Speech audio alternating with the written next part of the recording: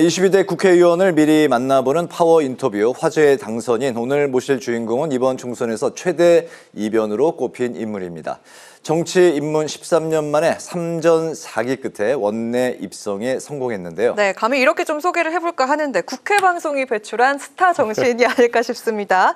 지난 2012년부터 3번 연속 민주당계 후보를 밀어준 화성을에서 극적인 역전승을 거두면서 승리한 개혁신당의 이준석 당선인 모셔보도록 하겠습니다. 안녕하십니까? 네, 안녕하세요. 네, 반갑습니다. 방금 국회 방송이 그러니까요. 벌써 이 스튜디오를 떠났던 지 한 2년 정도 됐던 것 같은데 네. 이렇게 당선인 자격으로 오게 되어서 저도 영광입니다. 저희 바로 이 뉴스 코너 청년마수 패널이셨고 또 예. 국민의힘 대표 자격으로 한번 나오셨고 예. 세 번째 이제 국회의원 당선인으로 출연을 하게 되셨는데 저 개인적으로는 홍수환 선수의 4전 5기 네. 이후에 가장 기적적인 역전승을 본 것 같은 느낌이 들었습니다. 저희가 이제 총선 당일날 개표 네. 이제 특집 방송을 했는데 출구조사 결과가 이제 43% 상대 후보 그리고 이제 40% 포인트가 나오셔서 불과 일주일 전에 20% 차이가 났던 걸로 제가 기억을 하는데 예. 제 눈을 의심했던 그 기억이 납니다. 우선 그 당선을 축하드리고요. 소감부터 좀 들어볼까요?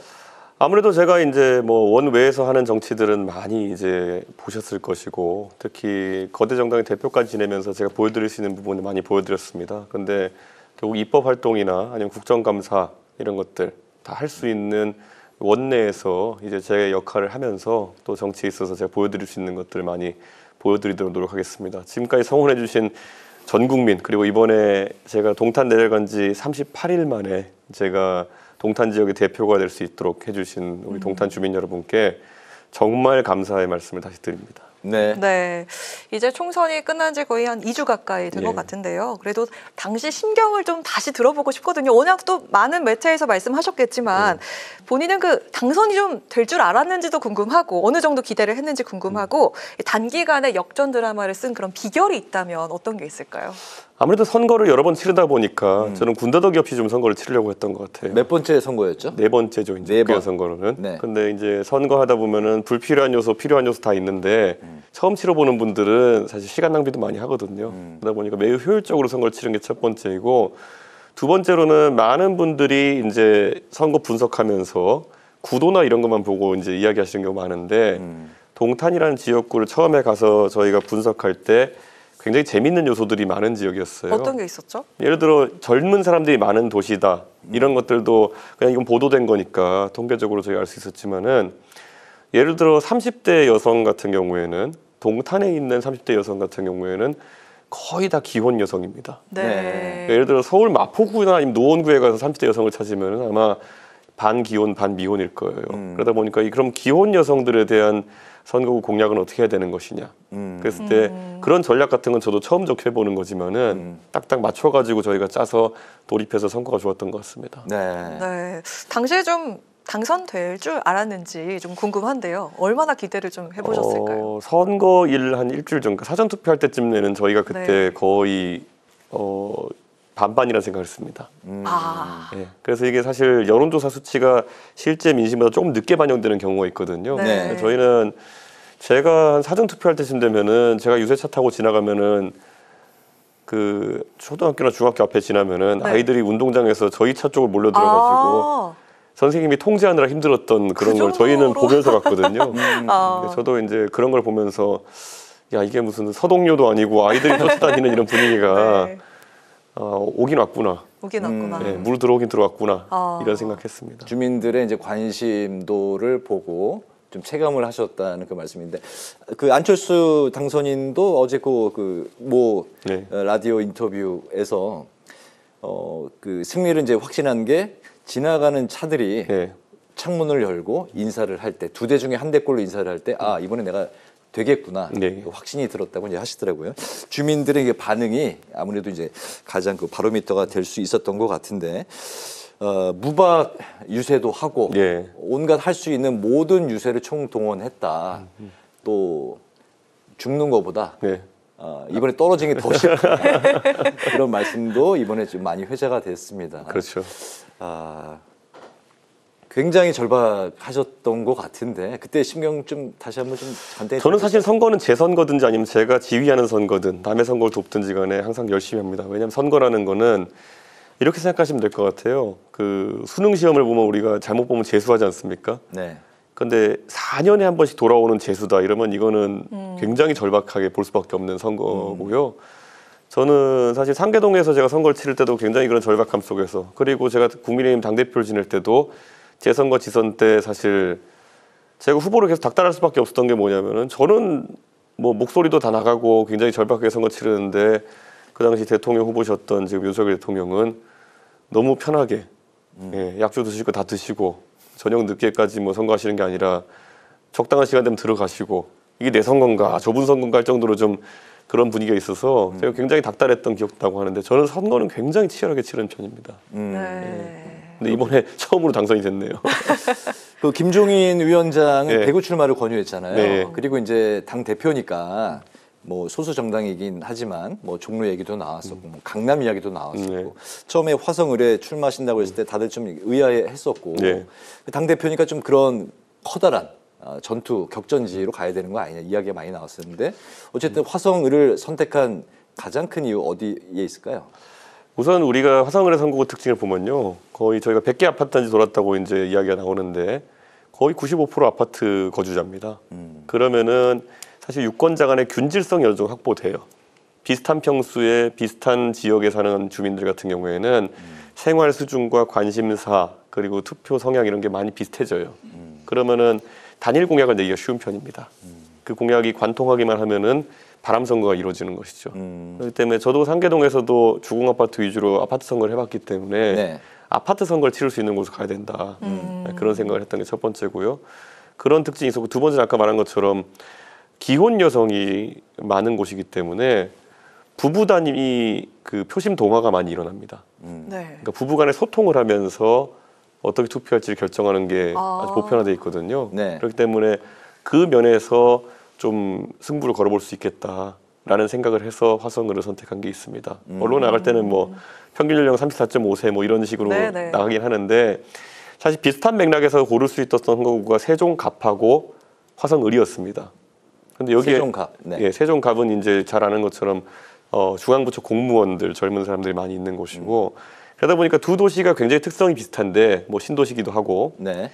약간 숨어 있는 차이가 있다면은 이건 제가 언론에서 처음 얘기하는 것 같은데 화성을은 소위 삼성전자에 취업한 그런 유권자 많기 때문에 이과 성향의 도시입니다. 네. 근데 세종갑이라 그러면은 7급 공무원이나 5급 공무원 행시나 아니면은 이런 공채를 통해서 들어오신 분들이 많기 때문에 네. 문과형 도시입니다. 약간. 네. 그렇겠네요. 예, 그러니까 유권자들이 그런 성향 차이가 있기 때문에 저는 저 스스로가 이공계 출신이고 하기 때문에 한번 동질성을 좀 더 확보할 수 있는 이과형 도시 화성을에 한번 예, 그러니까 여러 가지 추론들이 있었고 이번에 그 한 대여섯 가지 추론들이 아주 잘 맞아 떠들어져 가지고 네. 유권자 특성에 맞게 이번에 선거운동 할 수 있었습니다. 그렇군요. 네.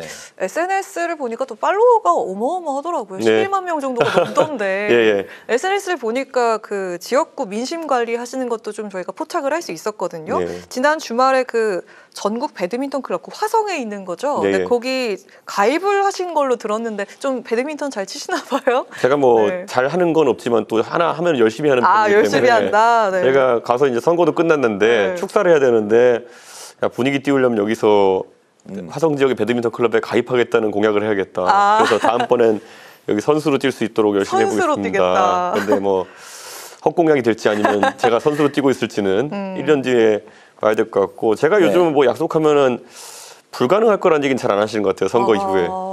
왜냐면 이번에 총선이 워낙 드라마틱했기 때문에 그런 것 네. 같은데 한번 배드민턴 화성을 대표하는 선수가 돼보겠습니다. 뭐또 이번 주에는 그 실리천이라고 그 지역에 예, 있는 하천에서 뭐 체력 단련 하겠다 이런 말씀도 하셨는데. 그렇죠. 하실 계획이 좀 있으실까요? 동탄이 여러 개 이제 네. 하천들이 있고 거기 실리천이라고 이제 공원이 잘 돼 있는데 네. 주민들이 이제 러닝크루 이런 것도 많이 하시거든요. 아. 그래가지고 우선 배드민턴을 하려 그러면은 하체 단련부터 시작하기 위해서 제가 좀 뛰어다니겠습니다. 이미 운동을 좀 시작하고 계신 것 같아요. 그 전보다 얼굴 살도 많이 빠지신 것 같은데요. 그게 원래 운동 중에 제일 빡센 게 선거 운동입니다. 아. 그렇기 때문에 선거 운동 한번 하고 나면은 네. 신체는 건강해집니다. 정말 이 지역에 깊숙이 들어가셨구나라는 생각이 드는데 그럼 주민을 위해서 가장 우선순위로 해결을 해야 할 과제는 무엇이라고 생각하십니까? 그러니까 동탄이 신도시로 아주 주거 환경은 빠르게 발달했는데 결국 첫째는 교통 문제가 대두되는 것이고요. 그래서 이제 지금 서울 오가는 교통은 뭐 광역버스, N버스, 그다음 뭐 GTX 다 이렇게 확충돼 가는데 네. 경기도가 이제 경기 남부가 수원, 오산, 용인, 화성 이렇게 다 발달하면서 그 도시 간 교통이 굉장히 미흡한 부분이 있습니다. 네. 그리고 동탄 시내에서도 교통이 미흡한 부분이 있고 해서 이런 부분 확충하는 게 중요하고 계획된 인구보다 동탄에 더 많이 입주해가지고 학교가 많이 부족합니다. 학교를 신설해야 되는데 그것도 좀 다양한 학교들 들어올 수 있도록 네. 예를 들어 과학고나 아니면 이런 특성화 같은 것들도 들어올 수 있도록 하는데 주안점을 두고 있는데 국회 방송인 만큼 혹시 아까 제가 네. 이 국회의원 회관에서 잠깐 일보다 걸어 나오는데 김진표 의장님 걸어가시는 걸 봤는데 그러셨어요. 아까도 이제 의장 누가 새로 의장님 누가 될까 이제 뉴스에서 보도했는데 신임 의장님이 저를 좀 좋은 상임위에 배치했으면 저희가 비교섭단체이기 때문에 네. 그건 의장님 마음이거든요. 예, 그래서 교육위 쪽을 생각하신다고. 교육이나 아니면 그런 국토 국토. 아니면 또 과방 같은 경우에도 네. 저가 아까 말했던 것처럼 이공계 도시다 보니까 네. 화성은 그래서 그런 부분 희망하고 있는데 예, 제가 의장님한테 로비 잘해보겠습니다. 네. 아무래도 민주당에서 이제 국회의장이 네. 이번에 이제 그 배출될 가능성이 높지 않습니까? 예, 예. 좀 개인적으로 어떤 분이 됐으면 좋겠다. 뭐 어떤 그 국회의장 상이 있을까요? 저는 사실 뭐 민주당 의원들 저도 잘 아는 분들이 이번에 하마평에 오르시던데 네. 저는 뭐 추미애 장관님 같은 경우에는 여성 의장으로서의 의미가 굉장히 클 것 같다는 생각이 들기도 하고요. 그리고 또 우원식 의원님은 저랑 같이 노원에서 정치하셨던 분이니까 뭐 친감이 있기도 하고 네. 그리고 또 뭐 제가 봤을 땐 조정식 의원님은 아까 보니까 결국에는 사무총장이라는 거 지내시면서 뭐 민주당 쪽에 이해가 많으시기 때문에 그 선호를 받으시는 것 같은데 네. 사실 어느 분이 되더라도 원래 거대 야당 출신의 그 의장이 부담이 많이 갑니다.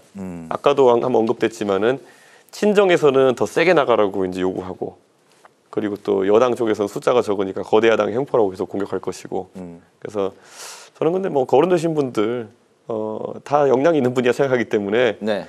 한번 지켜보고 제가 로비 잘하겠습니다. 알겠습니다. 이번 주 영수회담이 이제 네. 있을 예정이었고 지금 그 실무자들끼리 이제 의제를 포함해서 여러 가지 이제 그 일정 등을 논의하고 있는데 생각보다 이게 진척이 좀 빨리 되는 것 같지가 않습니다. 다음 주로 연기될 가능성 이야기도 나오고 있는데 영수회담 그 전체적으로 좀 어떻게 전망하고 계세요? 1년 11개월 만에 윤석열 대통령이 이제 야당 원내 그 일당 대표를 만나자고 했는데 그 국민들이 기대하는 만큼의 성과가 나올 수 있을까요? 저는 이재명 대표도 결국에는 본인의 공약사항인 25만 원 지원금이라든지 이런 걸 실현하기 위해서는 뭐 기획재정부의 협조라든지 이런 것이 필요하기 때문에 네. 대통령에게 유화적인 제스처는 좀 취할 거로 보입니다. 하지만 조국 대표도 한번 언급했듯이 이재명 대표가 결국에는 이번에 정권 심판론을 대변하는 범야권의 어쨌든 대표로서 대통령을 만나 뵈러 가는 거기 때문에 네. 그러면 그 민심을 대변하는 말을 하지 않을 수가 없습니다. 예를 들어서 뭐 최상병의 특검이라든지 이런 것들 이런 것에 대해서 대통령이 거부권을 행사할 의사를 보이고 계신데 그런 부분을 어떻게 조율해낼 것인가. 이재명 대표도 사실 그런 부분을 명확하지 하지 않고 본인의 관심 사안들만 이렇게 풀어놓고 오면은 야합했다 소리 들을 수 있거든요. 저는 그건 이재명 대표라는 한 대선 주자의 행보에 있어가지고 상당히 부담 가는 야합이 될 것이다 이렇게 보기 때문에 가급적이면은 조국 대표가 하는 말이나 아니면 네. 범야권에 제시하는 이야기들도 그들의 대표자로서 이재명 대표가 같이 전달하면은 아마 이재명 대표 위상이 높아질 것이다 이렇게 생각합니다. 범야권의 의견 청취. 네. 개혁신당의 이준석 대표는 어떤 이야기를 좀 하고 싶습니까? 저는 최상병 특검 같은 경우에는 이번에 이재명 대표께서 대통령이 그 거부권 행사하지 않도록 좀 협의해서 그 부분에 대한 동의를 받아오는 게 중요하지 않을까. 최상병 특검. 예, 그렇죠. 그리고 저는 지금 뭐 조국 대표 같은 경우에는 김건희 여사에 대한 포괄적 종합적 특검을 하자는 얘기를 하는데 개혁신당 입장이 조금 다릅니다. 그래서 도이치모터스 특검과 네. 그리고 양평고속도로건 그리고 명품백 문제를 좀 다르게 다루고 있는데요. 그런 부분도 좀 같이 의견적으로 했으면 좋겠다 이런 생각입니다. 그렇군요. 네. 네. 그리고 어제 윤 대통령이 새 대통령 비서실장에 국민의힘 우선의 정진석 의원 그리고 새 정무수석의 재선의 홍철호 전 의원을 임명을 했는데 이번 인선 좀 어떻게 평가하시는지 들어볼까요? 정진석 의원은 사실 호불호가 존재하는 분입니다. 왜냐하면 원래 오선 의원을 지내서 정무적 능력이 탁월하다고 알려진 것에 더해서 그런데 사실 윤석열 대통령이 정치 입문하실 때 강릉의 권성동 의원과 공주의 정진석 의원이 결국 뭐 친가 외가 연고를 이야기하면서 윤석열 대통령의 측근되기 위해 노력을 했었고 네. 그 과정에서 실제 윤석열 대통령과 가까운 관계로 발전했지만은 그래서 나중에 비대위원장도 맡고 그래서 사실 국민들이 들었을 때는 좀 말도 안 되는 이야기 뭐 당심 100% 전당대회 룰이라든지 네. 이런 것들을 실제로 밀어붙이는 역할을 하셨거든요. 저는 이번에 대통령 비서실장은 원래 대통령의 의중을 잘 알고 그를 바탕으로 이제 국정 전반을 살펴야 되는 역할이지만은 적어도 정진석 그 비서실장도 이번에 그런 민심의 파고 속에서 낙선을 경험하기도 했고 무엇보다 이때는 대통령의 의중만 파악할 것이 아니라 국민들의 의사를 대통령에게 전달하는 역할을 염두에 두셔야 될 것이다. 저는 이렇게 생각합니다. 그 역할을 하신다면은 네. 정진석 비서실장은 충분히 그 역할을 하실 수 있는 능력이 있는 것이고 만약 그 역할을 안 하기로 선택하신다면은 다시 한번 비대위원장 시절에 이어가지고 여론의 비판을 받을 수밖에 없다. 그리고 홍철호 정무수석 같은 경우에는 제가 어제 이제 전화 통화를 하면서 또 그런 경위나 이런 거를 들었는데 홍철호 정무수석은 제가 당대표 할 때도 전략부총장으로 같이 일했던 분이거든요. 네. 그래서 홍철호 수석 같은 경우에는 뭐 사실 친윤계라고 보기는 어려운 인사입니다. 그래서 대통령께서 탕평 인사의 느낌으로 또 이렇게 원만한 대인관계를 가지고 있는 홍철호 수석을 임명한 것 같은데요. 좋은 인선이라 생각합니다. 그래서 네. 저는 기대하고 있고 또 홍철호 수석 같은 경우에는 전반적으로 수도권 출신입니다. 그렇기 때문에 수도권의 최근 민심 같은 것을 가감없이 전달할 걸로 보입니다. 네. 그 윤 대통령이 총선 참패 이후에 이 국정 위기를 돌파할 방안 좀 어떤 게 있을까요? 저는 근데 대통령께서 사실 정치를 하신 지 얼마 안 됐기 때문에 그 대통령 되신 직후에 그런 경험 부족에 따른 실수들은 어느 정도 이제 줄어든 시기가 됐다 이런 생각이 드는데 반대로 대통령께서 여당을 쑥대밭으로 만든 거는 이건 회복이 안 됩니다. 그러니까 대통령께서 저를 포함해서 김기현 대표 2명의 대표를 사실상 내친 게 되고요. 그리고 한동훈 비대위원장 본인이 세우고 그걸 내치게 됐고 안철수, 유승민, 나경원 같은 여권의 주요 인사들을 다 이제 쳐내는 역할을 하셨거든요. 저는 이런 것들을 바로잡는 게 어렵지만 하셔야 될 부분이다. 저는 당을 떠났기 때문에 이제 저는 신경 안 써도 되지만은 네. 적어도 대통령이 상처 준 사람들에 대해 가지고는 그걸 먼저 엮어내는 게 사실 집에서 새는 바가지가 밖에 나가서 샌다고 사실 지금 이 안에서 있는 내분을 해결하지 못한 상황 속에서 밖에 나가서 뭐 이재명 대표와 협치를 한다든지 아니면 더 넓게는 해외에 나가가지고 외교를 한다든지 이런 것들이 좀 수신제가 치고 평천하만 본다 하더라도 네. 순서상 맞지 않는 느낌이 있거든요. 그래서 저는 당 내 본인이 약간 쑥대밭 만든 것에 대해 가지고 수습하는 기간을 좀 거치셔야 된다. 좀 그런 생각을 하고 근데 당장 한동훈 위원장에게 이런 식사를 제안했는데 건강상의 이유로 아니라고 하지만 누가 봐도 이제 감정의 골이 깊어진 모양새거든요. 한동훈 위원장한테까지도 본인이 후계자로 사실상 점 찍어서 비대위원장 내려보낸 한동훈 위원장에게도 그럴 정도면은 정말 풀어야 될 이 난맥이 많은 겁니다. 알겠습니다. 여당 내에서도. 그 총리 인선도 난항을 겪고 있는 것 같아요. 쉽지 않은 것 같습니다. 네. 그 이준석 대표가 이제 보시기에 이분이 좀 총리에 적합하겠다 생각나는 분이 있을까요? 저는 홍준표 총리가 말씀을 필요하다라고 하셨었죠. 했는데 네. 뭐 홍준표 대표가 이제 거절했다라는 의사를 공개적으로 밝혔지만은 저는 원래 그래도 홍준표 시장에게 다시 한번 재차 대통령이 요청하는 모습. 이유는요? 저는 결국에는 대통령은 지금 본인의 말을 들어서 어떻게 국정을 통할할 총리를 찾는 것이 아니라 본인과 상호 보완적인 관계로 결합할 수 있는 사람을 찾아야 되는 것이거든요.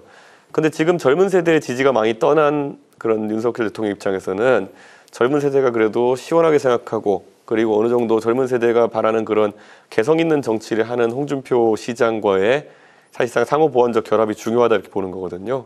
저는 그래서 물론 홍준표 시장도 시장직을 내려놔야 되는 것, 그래서 보궐선거가 유발될 수 있는 것, 이런 것들에 대해서 부담이 가겠고, 네. 대통령께서도 사실 한 번 거절당하는데 다시 재차 접근하는 것에 대해서 부담을 가지겠지만은, 저는 그래도 지금 대통령께서는 여유가 없으시다. 최적화된 카드를 꺼내들어야 된다. 네. 그래서 국정 정상화의 최대 과제로 총리로 대중적인 인기가 있는 홍준표 시장을 모셔오는 게 중요하다 이렇게 봅니다. 지난 18일에 대한전공의협의 이제 비대위원장을 만나셨는데 네. 최근에 대학병원에서 이제 과로로 이제 근무를 하던 교수가 이제 사망하는 일도 있었고 서울대병원 이제 산부인과 같은 경우에는 이제 수가가 낮고 또 이제 소송의 위험 부담을 안고 있는 그런 이제 관은 전임의가 이제 없기도 하는 등 여러 가지 이제 좀 살펴봐야 할 문제들이 있는데요. 앞으로 의료 개혁 좀 어떻게 좀 진행이 돼야 될까요? 지금 많은 국민들이 총선이 지나고 나서 이제 약간 안개가 걷히고 나니까 이 의료 개혁의 이 논쟁의 시발점이었던 의대 2,000명 증원이라는 것이 그 2,000이라는 숫자가 아무런 과학적인 통계적인 의미가 없는 수치라는 것을 이제 알게 된 것이거든요. 네. 저는 제 합리적 의심인데 3,000명 정도 현재 인원인데 2,000명을 늘리겠다고 해서 이제 논란이 났는데 과연 대통령에게 현재 3,000명인 걸 누가 보고하긴 했을까라는 생각이 들어요. 왜냐하면 3,000명인 걸 알았으면 2,000명을 늘리겠다는 얘기 동의할 수 없는 게 상식이거든요. 당장 의사뿐만 아니라 60% 늘리겠다는 건데 현행 인원에 어느 직군 예를 들어 갑자기 방송국에서 아나운서를 60% 늘린다 그러면은 아나운서들이 경계심을 가질 거 아닙니까? 하다못해 세무사를 갑자기 60% 면허를 더 준다 그래도 놀랄 거 아니겠습니까? 택시기사에게 면허가 일정량 있는데 60% 늘린다 그러면 다 시위하러 나올 거거든요. 대통령께서 그 정도 사리 분별이 안 되시는 분이 아닌데 아마 그런 기본적인 통계조차도 잘못 보고를 받고 이걸 시작하신 게 아닌가라는 우려가 있고 지금 이제 처음에는 필수 의료, 그러니까 필수 의료들을 확충하기 위한, 그러니까 기피과나 지방 의료에 대한 보충을 어떻게 할까 해서 이런 게 필요하다고 시작된 건데 네. 그것도 논리가 굉장히 좀 허접해요. 그러니까 2,000명을 늘리면은 그 중에 떠밀려 가지고 이제 지방으로 가게 될 분들이 생길 거다. 아니면 떠밀려 가지고 인기과 못 가고 기피과로 가는 분이 생길 거다. 그런데 이게 듣기에 따라서 굉장히 이상한 얘기인 게 그럼 앞으로 흉부외과나 아니면은 소아과 같이 잘 안 가려고 하는 과에 가는 분들은 그러면 떠밀려서 간 분들이냐? 아니거든요. 그분들 중에서 그런 어떤 참 소명의식을 갖고 그런 데 간 분들도 있는데 그런 오해를 낳을 수 있는 소지가 생기게 되는 것이고 저는 애초에 그렇게 동작하지도 않을 거라 보고요. 저는 그러니까 이 굉장히 어설픈 지금 정책 입안 과정이었다. 네. 이런 것 때문에 직접 만나셨는데 대표를 만나셨는데 좀 어떻게 풀어야 될까요? 요거는 좀 전 개혁신당 짧게... 그래서 원점 재검토를 이제 이야기하고 있는 거거든요. 네. 사실 이 문제가 원점 재검토 되면은 당장 전공의들도 복귀해서 네. 결국은 일을 하면서 협상할 수 있는 명분이 생기는 거거든요. 근데 그게 아니라 지금 결국 대통령실에서는 자존심 싸움하고 있는 거거든요. 그 자존심 싸움의 피해자가 누굽니까? 결국에는 의사 중에서도 가장 신분이 취약한 전공의들, 인턴 레지던트들이 지금 취약한 것이고 그 다음에 지금 또 취약한 건 결국 환자입니다. 중증 환자들 같은 경우에는 지금 필수 바이탈과에 지금 의료진들이 현장을 비우게 되면서 결국에는 치료를 제대로 받지 못하는 네. 현상이 생기는 거거든요. 저는 당장 이 상황을 해결하기 위해서는 원점 재검토 이후에 구체적인 수치나 아닌 방식에 대한 재논의가 필요하다. 네. 이렇게 생각합니다. 네. 저희가 오늘 정말 많은 질문을 예. 네, 오랜 시간 드리고 있는데 저희 준비한 질문 이제 마지막입니다. 네. 지금 잠깐 테이블 비춰주실 수 있을까요? 원고가 없이 말을 청산유수로 이렇게 예. 해주고 계신데 네. 2, 3년 전에도 항상 저희 패널이실 때도 이렇게 뭐 준비된 발언 없이 바로바로 그 자리에서 답변하셨잖아요. 어느덧 이제 마지막 질문 남아 있습니다. 자, 이번 총선에서 개혁신당은 비례대표에서 2석을 확보를 했습니다. 제3지대 정당 중에서 유일하게 지역구와 또 비례 모두에서 당선자를 냈는데 또 그 소수 정당으로서 거대 양당 사이에서 존재감을 또 내야 하는 그런 과제까지 지금 남아있는 그런 상황이잖아요. 개혁신당은 앞으로 과연 22대 국회에서 어떤 역할을 할 것인지. 아무래도 윤석열 대통령이 폭주할 때 여당은 견제 역할을 해내지 못했고요.